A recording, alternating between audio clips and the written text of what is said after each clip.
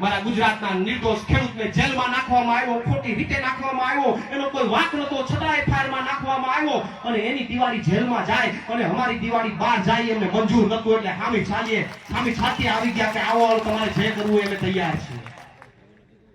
અમે ખુલીને આવી ગયા, કારણ કે એની દિવાળી જેલમાં જાય અને અમારી દિવાળી બહાર થાય એ વાત આજે પણ મંજૂર નથી, કાલે પણ મંજૂર નથી. એમને ખબર હતી કે લાંબી લડાઈ લડવાની છે.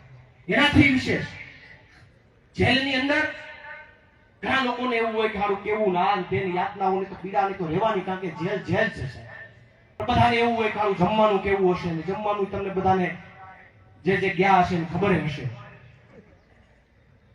જેલની અંદર ટિફિન સર્વિસ પણ હોય કે તમે ટિફિન મંગાવી શકો. પણ સાહેબ અમે ગુજરાતના 85 નિર્દોષ ખેડૂતો જેલમાં હતા, એ બધાની ટિફિન વ્યવસ્થા અલગ અલગ જગ્યાએ હતા એટલે શક્ય નહોતી, અને એટલા માટે અમને તો ટિફિનની સર્વિસ મળી શકે એમ હતી, અમે ટિફિનનું ખાઈ શકીએ એમ હતા.